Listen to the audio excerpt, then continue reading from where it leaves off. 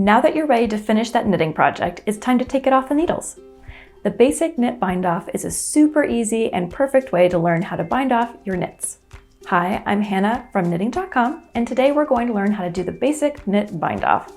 This technique is especially good for simple projects like dishcloths, afghans, scarves, anything with edges that don't need to stretch or flex to fit.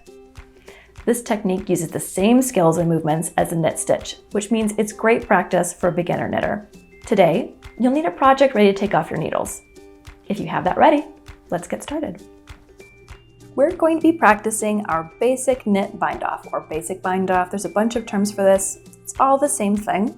What you're going to be doing is when you're knitting a project, you're knitting every stitch. Instead, what we're doing is we're knitting two and then passing that stitch over the other one to bind it off over and over again. It feels a little bit like braiding hair, I think.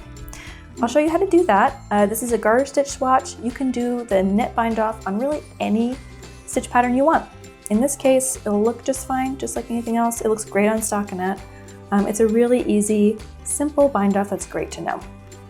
All right, because it's called the knit bind off, we're just gonna be knitting all the way across. So if you know how to do that, this will be a breeze. If not, I'll go slowly. You're gonna insert your needle through the front loop. You're gonna knit that first stitch by passing that yarn up and over and then pulling it through. And I like to leave these loops maybe a little bit looser than I normally would on a normal row, and I'll tell you why in a second. So you can see it's a little bit big. We'll do that again in the second one. So we're gonna knit that one, pulling it through, making that loop a little bit big, and slipping it off. Next, what you're going to do is you're gonna take your left needle, grab the stitch furthest onto your needle, hook it up, and then loop it over, the one that's closest to the tip, and then drop it off. So now you've got one stitch on that needle again. We're going to keep doing that all the way across.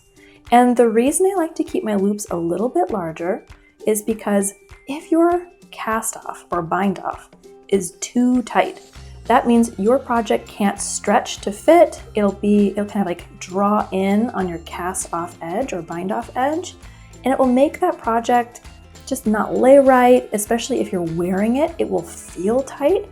I have many socks that I don't wear because the cuff is too tight.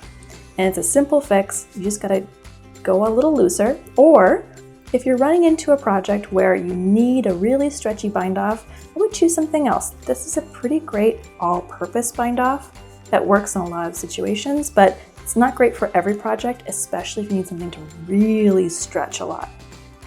Another thing to think about though, as you're going, is you want to keep your loops consistent. So whatever looseness you're doing, you want to try and match it every time because it will make a nice even edge. If you're kind of going between a really tight one and a really loose one, then your edge is going to look a little wobbly at the end and it's a little hard to fix, even with blocking. All right, we're almost done. We're still practicing keeping those loops nice and open and even. Pull that up and over. Okay, two more, and I'll show you what to do once we get to the last one. All right, so we're gonna bind off that last stitch off the left needle, but I bet you can guess where this is going. We're gonna wind up with one stitch left on that right needle.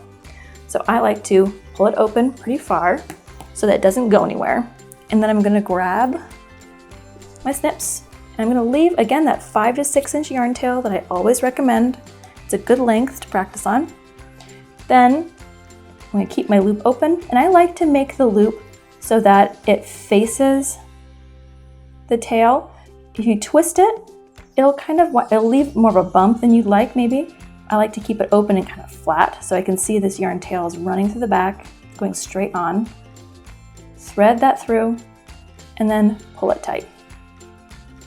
Now you've got your bind off edge or cast off edge. You've got your yarn tail ready to weave in at the end and a nice sturdy even edge. And that's how to do the knit bind off.